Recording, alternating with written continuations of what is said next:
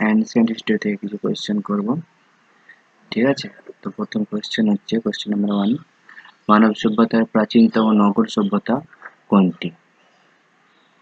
কি কি দেওয়া আছে? সিন্ধু সভ্যতা, বিনিময় আছে মেসোপটেমিয়া সভ্যতা, মিশরীয় সভ্যতা, চীনা সভ্যতা।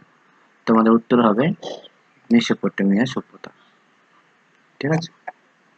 চলো 2 নম্বর কোয়েশ্চেন দেখা যাক। সিন্ধু সভ্যতার প্রধান বন্দর ছিল হরপ্পা, মহেঞ্জোদারো, লোথাল, কালীবঙ্গান। তো উত্তর হবে আমাদের লোথাল। চলো 3 নম্বর কোয়েশ্চেন দেখা যাক। আচ্ছা, ঋগ্বেদে প্রধান দেবতা কে ছিল? বিষ্ণু, ইন্দ্র, শিব, ব্রহ্মা। তো উত্তর হবে আমাদের অপশন বি, ইন্দ্র।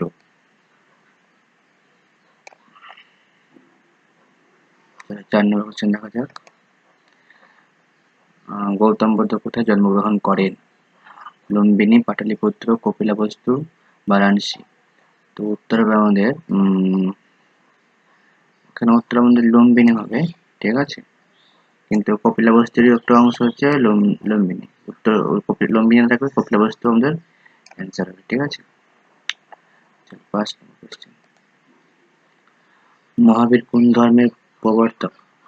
তো মহাবীর আমাদের যে বৌদ্ধ ধর্ম, জৈন ধর্ম, শিখ ধর্ম, হিন্দু ধর্ম। তাহলে বর্তমান মহাবীর কোন ধর্মের প্রবর্তক? উত্তর হবে আমাদের জৈন ধর্ম।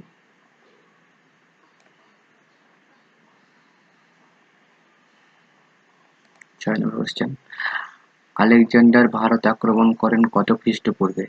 326 খ্রিস্টপূর্বে, 300 খ্রিস্টপূর্বে, 273 খ্রিস্টপূর্বে, 250 খ্রিস্টপূর্বে। তো উত্তর হবে আমাদের 326 খ্রিস্টপূর্বে, ঠিক আছে। 7 নম্বর কোয়েশ্চেন, আচ্ছা, মৌর্য সাম্রাজ্যের প্রতিষ্ঠাতা কে? অশোক, চন্দ্রগুপ্ত মৌর্য, বিন্দুসার, সমুদ্রগুপ্ত। তো উত্তর হবে আমাদের চন্দ্রগুপ্ত মৌর্য। 8 নম্বর কোয়েশ্চেন, চাণক্যের অপর নাম কি?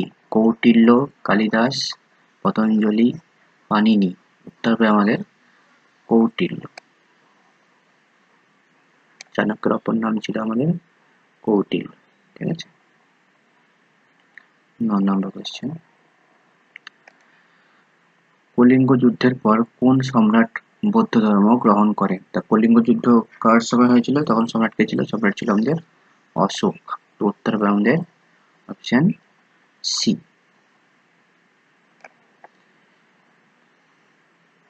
10 নম্বর কোয়েশ্চেন, অশোকের শিলালিপি প্রধানত কোন ভাষায় লেখা ছিল? আচ্ছা, কোন ভাষায় লেখা? তো সংস্কৃত, পালি, প্রাকৃত, তামিল। তো অশোকের শিলালিপি লেখা ছিল আমাদের প্রাকৃত ভাষায়। উত্তর হবে আমাদের অপশন সি। 11 নম্বর কোয়েশ্চেন, গুপ্ত সাম্রাজ্যের প্রতিষ্ঠাতা কে? সমুদ্রগুপ্ত, চন্দ্রগুপ্ত প্রথম, দ্বিতীয় চন্দ্রগুপ্ত, কুমারগুপ্ত। তো উত্তর হবে আমাদের 11 নম্বর কোয়েশ্চেন, উত্তর হবে আমাদের অপশন বি, চন্দ্রগুপ্ত 1, ঠিক আছে, প্রথম।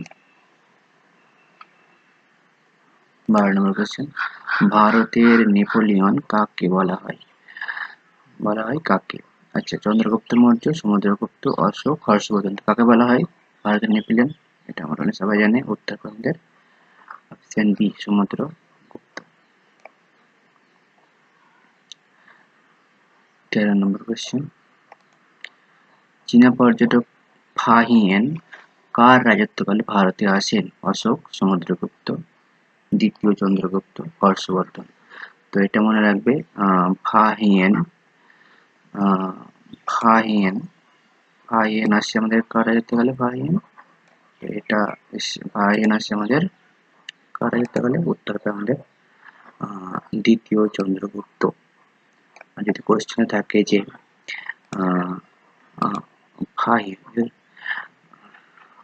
হিয়েনসাং, যদি হিয়েনসাং বলা থাকে, হিয়েনসাং কার রাজত্বকালে ছিল, তখন উত্তর হবে আমাদের হর্ষবর্ধন। তখন উত্তর হবে আমাদের হর্ষবর্ধন, ঠিক আছে। তখন উত্তর হবে আমাদের হর্ষবর্ধন।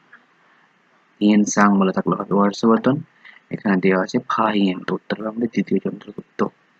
এটা একটু মনে রাখতে হবে, ঠিক আছে। শেষ প্রশ্ন আমাদের আজকে, হর্ষবর্ধনের রাজধানী কোথায় ছিল? পাটলিপুত্র, কনৌজ, উজ্জয়িনী, তক্ষশিলা। উত্তর হবে আমাদের কনৌজ। ঠিক আছে, উত্তর হবে আমাদের অপশন বি। তো আজকে আজকে কোশ্চেন গুলো ছিল আজকে।